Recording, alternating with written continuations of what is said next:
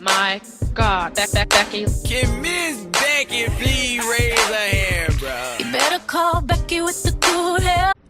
Yo, what's good? It's your girl, Becky The Poet. I forgot my name for a moment, y'all. It's your girl, Becky The Poet. Welcome to our podcast, Unspoken Words. We have a special guest. Yo, this is Rage Almighty. I think I'm going to do a poem. Do it. This is a black poem, because black is everyone's favorite color. Black gold, black polish, black oil, Clint, black Jack, black blackberries. I like my women just like I like my coffee. Free. Not Starbucks black, I mean dirt black, only can be seen under black light. Everybody wants to wear black until they're seen under black light, Black wallets look like black pistols look like yellow tasers. Every color except black can be black and not black at the same damn time. And orange is the new black. Black tint, black ops who wear black when he don't want to be seen, but my black ass is always seen. So tuck that white shirt in them black slacks, black shoes, black socks. Now you classy black. Black on white, that's a party. Black on black, that's a funeral. No. I said white shirt. Black shoes, black socks, black suit and tie. Justin Timberlake wears the hell out of black, right? Black is... Damn, sorry. No, you're good. You're good. That's good. They don't need all of it, because if they want all of it, they just go on YouTube. I got distracted. No, you're good. Wow. Okay. Hey. So this is Rage. Go ahead and give your Instagram name. Yo, this is Rage Almighty. Rage Almighty on everything. I'm very Googleable. Rage Almighty here, Rage Almighty there, Rage Almighty everywhere. Catch me on Instagram, Facebook. Don't look on MySpace. You won't find me there. But, yeah, do you still have your MySpace up? I tried looking at my MySpace. Oh my God, I tried looking at my MySpace, and I can't remember my password. Do you have stuff you don't want to see? No, that's why I tried looking, because I Google myself. I Google myself all the time. Love Googling myself. I just like to say I like Googling myself also. I Googled myself, and I saw these pictures, like old pictures of me. I was like, let me get rid of this. And I'm pretty sure it came from my MySpace page, and I can't open it. I don't know how to get in. I tried everything I could think of. I don't know what. Like back in the day, I think I think I just used different passwords for different things. That's why my memory was great. Now my memory isn't great anymore. Well, we don't even remember phone numbers like that. The Yeah. only phone number I know is my mom. Right. I have one phone number memorized just in case I go to jail, and that's it. Yeah, see? But I wouldn't even call my mom if I went to jail. I need to memorize another one. You made a good point there. So we have Rage, you guys. If you guys don't know, or if you don't know me, I talk about you quite a bit. Me? Yes, because you're one of my favorite poets out here in Dallas. Holy shit. Yeah, so I ran into Chris. You know Chris? He works for Coastline Magazine. Chris Peniotto, that's Yes, my boy. That's yes. like a brother to me. That's just like that's a good friend of mine. Really good friend of met mine. her at the Coastline. Was like, yo, have I seen you before? And he's like, well, you do poetry. Have you been to so and so? And I was like, no, I haven't been there yet, but I've seen you before. But he's like, well, I've been around the poetry scene. I was like, okay, cool. And then I kept seeing it. We talked, and he was like, yo, I have a friend who does poetry. And I was like, oh, you do? He's like, yeah, his name is Rage. I was like, I love Rage. And then I just saw him recently, a couple of weeks ago, and I was like, Rage is liking my pictures. Rage is liking my pictures. I'm a fan of what you're doing. Look, I support good stuff, and I've been noticing you've been seeing good. You've been doing good things. I can't speak today. I noticed you've been doing good things, so I always want to support. I'm not able to go there sometimes. Oh, it's fine. My schedule's crazy, but yeah, I love seeing what you do. Yeah, and then I was like, you know what? I'm going to just slide to his DMs, slid in his DMs literally, and here we are. Here we are. But you guys, by the time you guys watch this, because this is, what month this is May, by the time you guys actually hear this, actually, I ain't going front. You're actually finishing season 4. Holy so you're snap, episode I'm the season 40. finale? Yes, you are the season finale. Yo. Save the best for last, actually, because you're actually my favorite poet out here in Dallas. Oh, snap. By the time this release, I'm just going to speak ahead of time, in present tense, Mother's Day has passed, so shout out to the mothers out there. That's pretty dope. So I ran into you first when I was on YouTube, when this is my first days of poetry, and I ran into, I was going through a dark time, as we all do, right. as we still do, probably. Amen. And I ran to your depression poem. Yeah. And that was a very, really rough poem. I listen to that poem about all the time when I want to get inspired. But also time, it's not the greatest poem to listen to. It's not. It puts you in the dark mood. There's no happy ending. But I want to I want to talk about that since by the time this drops, it'll be in May. Mm-hmm. We don't have to go into details about it. But you were very detailed in that poem. Yeah. A lot of things. Did you experience? Yeah, I was going through. It was rough when I wrote that, and it was funny. I wrote it, and I never, I just wrote it and threw it to the side. Right. And then one day I don't know why, I decided to perform it, and I had to memorize it first. I don't like reading things from paper. Right. Why I do it on a mic, so I memorized it. And Was it performed hard to memorize it? No, I mean I was a little memorizing machine then. So I was, it was probably a day before I memorized it. Wow. That's a superpower I don't have anymore. I performed it, and I was surprised at the feedback. People were crying. I actually did cry. A spot called Just a Buck. I barely got it out, and I take a breather, and people were like, "Oh my god!" Right. Like I didn't know it was a thing. Like I didn't really understand, what was going on, and I knew I was going through. I know other people did too. I thought it was just a me thing. Right. So, which is the importance of what we do ultimately. But I heard that. I remember exactly where I was. I remember exactly what happened. I remember all of that. You know. But so, speaking right now, are you doing better? Or in life we struggle every day? So do we have Oh good hell days no! and bad days? No. I mean, I'm more mature in it and know how to handle things. Right. We all have our things. Right. And I can't really say I'm doing this totally. It's not behind me. It's not behind me, but I work through it. And the funny thing is, not funny, but I have a gig soon. Like I memorized that poem once, and I never really did it again. Like I probably performed that poem live about 3 times, counting the video that I did for it, because I did it at a show. It was like my second time performing it, and somebody pulled me to the side. She wants to shoot a video for it. Oh wow! Like I didn't want to. I was trying to talk her out of it. Like the video you see online, I was trying to talk. It was for her. It was for a project, and I was trying to I got so many poems, bro. I got so many poems. Why do you want this one? Why you want this one? She's like, I want to do this one. And I was like, and she said for a school project, and I was like, all right. I did it, and that's like I didn't have it memorized that day. I had to listen to the recording I had of it over and over again. But I got a gig coming up soon where they want me to perform that poem, and I have to memorize it. And I've been procrastinating on it. I was every time I perform poems that are really personal like that, I always cry. So that's why I try not to do it anymore. Or if I do it, I try to do it a month later than the situation's already after I'm already through it. So if you were to do, you're gonna do it again. So are you able to? I don't know. It's one of those things. As a poet, we put ourselves in that state of mind again to make it come out a certain way. So do you have to put yourself in that position again? I don't know. I think I'm a performer. I think sometimes, which is kind of bad. Well, I don't know if it's bad or good, but a lot of the stuff I write, all the stuff I write is really personal, right? And I could perform it, and it's fine. There are some things I perform, and I have to take a minute, and it's kind of unhealthy, I guess. We're us poets. We reopen our old wounds as a career. Yeah, we give our trauma a mouth and keep doing it, and it's really unhealthy. But I feel it's necessary for me to get it out. It's rough. There were some things, and I don't even know what it is, because I remember I recently performed the poem at the Verse Lounge, and I don't know what made me perform this poem. I just did it, and it was just a suicide poem about suicide, and I don't know, it just hit me.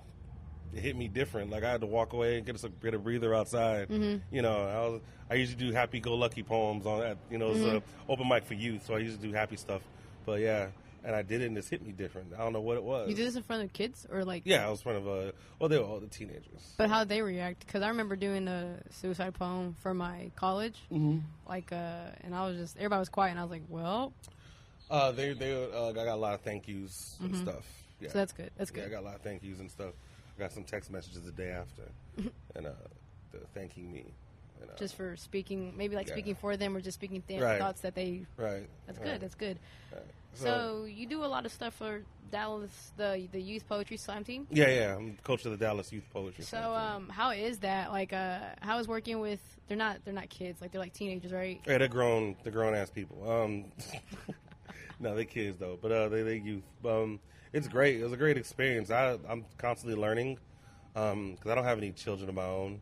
Mm-hmm. So I'm There's nothing wrong with that. Oh no, definitely not, absolutely not. I don't want to reproduce. I'm constantly Are you the learning reason why from Toys them. R Us closed, but now they're back open because they did a publicity stunt? I will not supply them with their customers. Okay. I mean, I buy toys because I'm a nerd, but like Right. you know what I'm saying. I'm not gonna reproduce. But you're like a comics nerd, right? Are you? Yeah, I got okay. like comics right here. Yeah, see.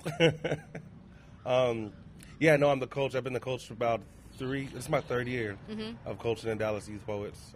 Yeah, I'm constantly learning from them and how to be a better human. That's what they'll teach you. That's good. You know. So I know when it comes down to adults and teenage or people or youth, you know, Mhm. is there a difference in writing styles or just I guess topics? Yeah, the kids they ain't jaded. You know, they have their filter isn't fully developed. They they'll say it how it is. They'll say how it is. Their poems are more raw, and you know these kids go through a lot of shit. Yeah. They go through a lot of shit Right. before they get older and they learn, you know, to bottle it up or, you know, they don't bottle shit up, you know. So, yeah, it's way different. You know, you go to a youth event. We go to a Brave New Voices every year, and that's the big competition. Mm-hmm. Is that out here in Dallas? No, it's different places. And it's the big youth competition with youth all from all around the world. Right. This year it's in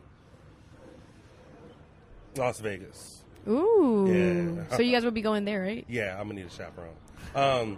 But yeah, like you go there and you hear all these poems, you're like, jeez, like it's hard. It's hard to listen to it. Do you ever like I don't know, because sometimes like you know you hear kids going through these things, and at that age when we're going through those things, we never had anybody to talk to about it, you know. Right. So how does it feel to hear these kids like speak how they really feel about something? It's rough. It's tough to do it. You know, I always have to have the conversation like, yo, do you want to do this poem? Is this a good idea? You performing this poem? Right. You know, I'm not trying to trigger, you know, anybody. I don't want you. It's not cool if the kid breaks down every time they perform a poem. Like, Yeah, that's not good at all. It's not healthy. You know, like we got to be real protective of. I'm pretty sure their parents wouldn't appreciate that either. Yeah, well, a lot of their parents don't know.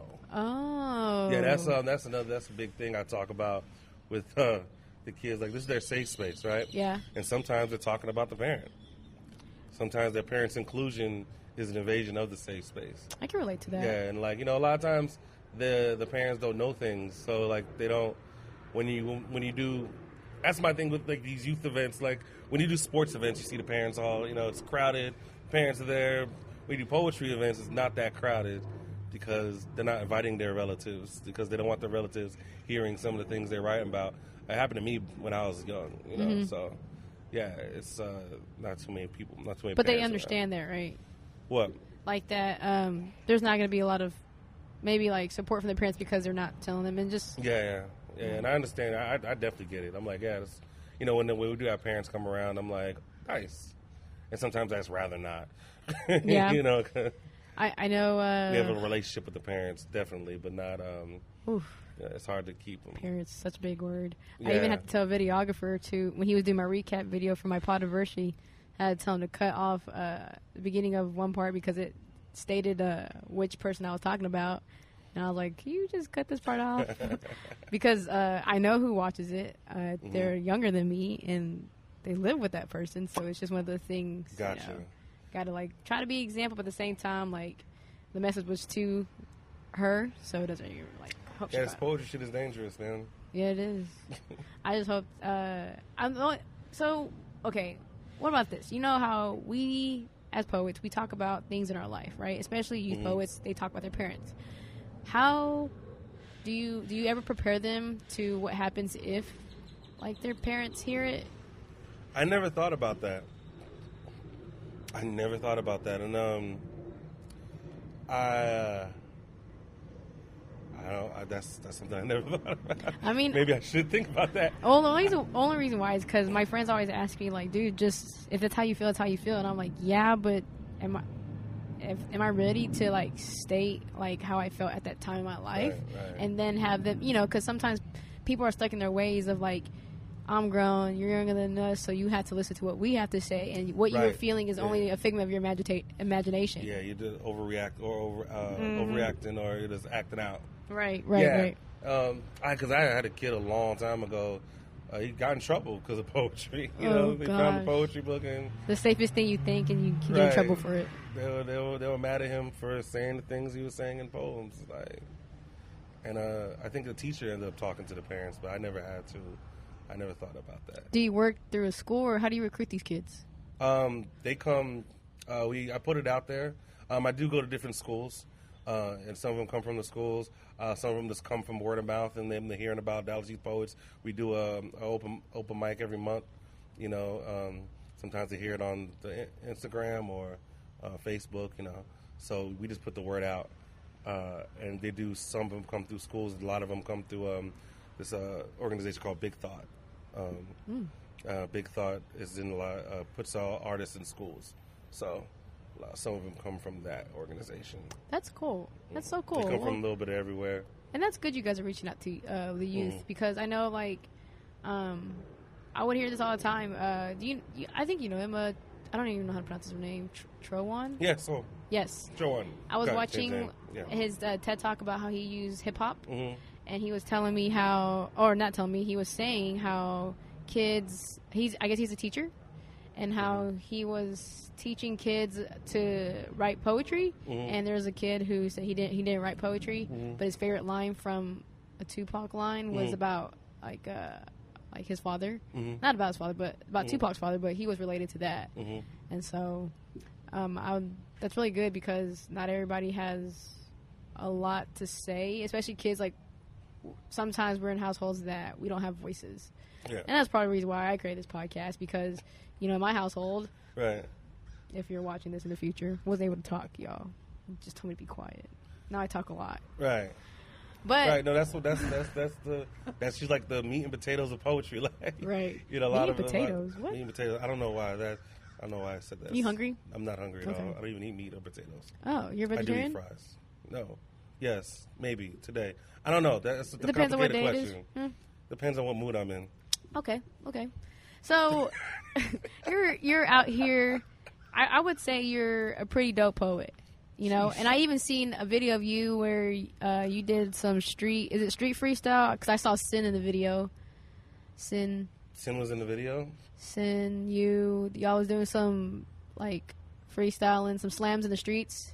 This video, you don't know about that video? I don't know about this video. Well, there's a video of you doing that. Okay. And then I remember Sin was tweeting. He's like, or what's he telling me? He's like, man, I do remember. Yes. We were outside of Sandaga, and we were doing like a cipher. Yes, cipher. Yeah.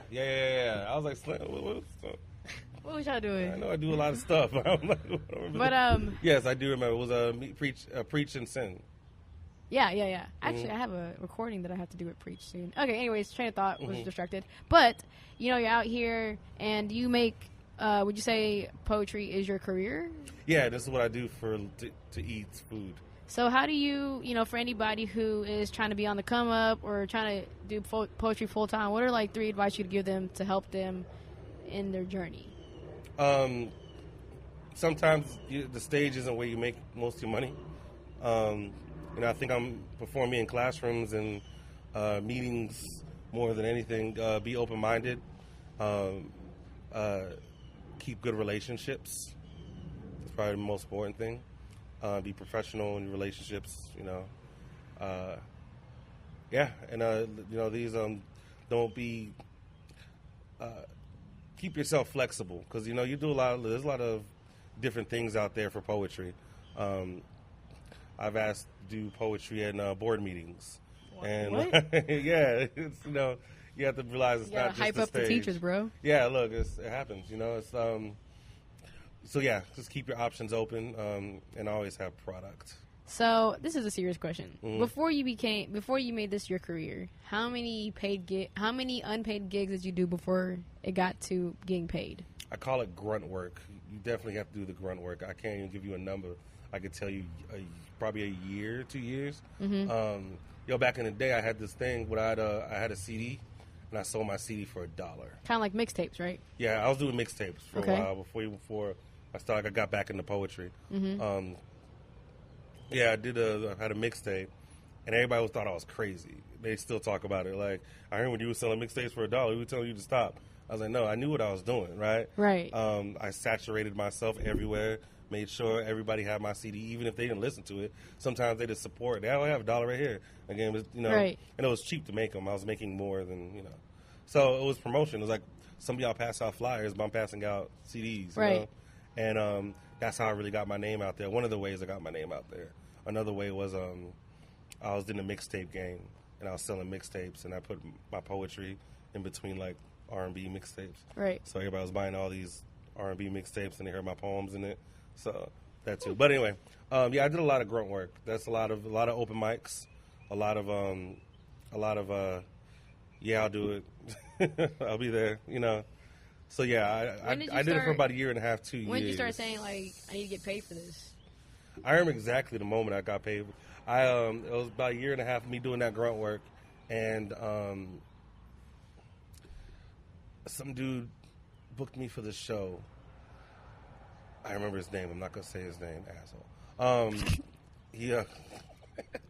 He booked me for the show, and I was starving. I was broke and I was hungry, and the show was packed. He was charging at the door. The show was packed.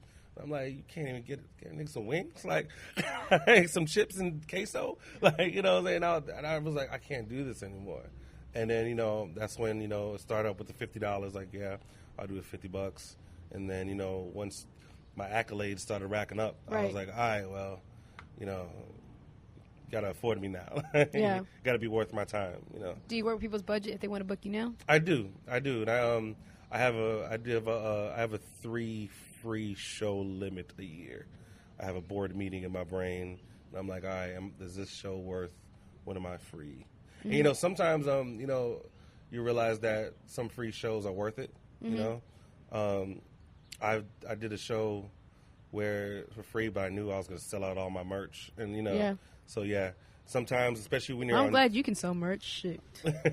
Especially when you're on tour, like I'm doing a tour in New York in 2 weeks, and it's like I'm getting paid all of them. I wouldn't really do a free one, but some years ago it was like, okay, how many people could be in the audience? All right, well, I'll go, but I don't do that anymore, of course. So I know we're running out of time, partially because of my fault, because of freaking traffic. Plus, I don't know how to tell time. Apparently, 3:30. You can't schedule a freaking podcast at 3:30 when you get off at 3:30, right, y'all? I'm just letting you right now. But anyway, so we're gonna do this thing. It's called Hot Minute. Just made it up. I'm gonna ask you like questions, and like you only have like a minute to answer all of them. I don't know how many questions I'm gonna give you, but whatever minute fits. Cool. Okay. 3, 2, 1. Are you from Dallas? No. Favorite color? Black. Favorite food? Cheese fries. Ooh. Favorite chips? Hip hop snacks. This is my new favorite chips. The shits go hard, especially the Cardi B ones.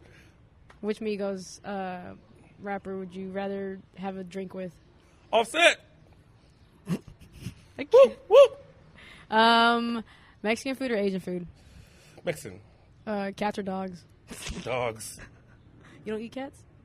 Hey. I think wasn't that a line in your Giggity. poem? No, it wasn't. It was some Asian guy. It might be. Who knows? It might be Summer or winter? now. Summer. I hate cold. Are you from Dallas? You just answered that. No. Where are you from? I'm originally from Boston. Oh, so do they have Philly cheesesteaks there? Yeah, Philly cheesesteaks? Yeah. And Philly? And Yeah, Philly cheesesteaks what everywhere. if you could say something to your mom? What would you say to her now?